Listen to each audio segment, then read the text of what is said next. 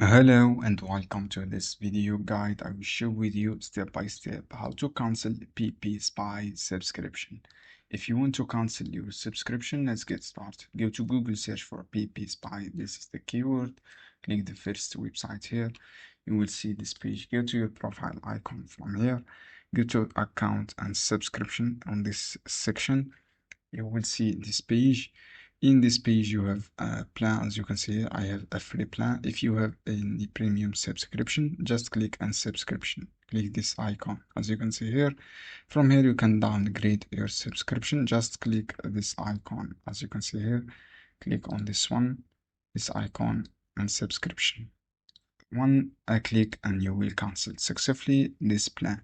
As I say, go to your profile icon, go to account subscription here, and then click on subscription or change the plan from here. Also from the change plan you can cancel from here. Two options here, from here and subscribe. This is how you can do. I hope this guide helpful for you. See you on another video.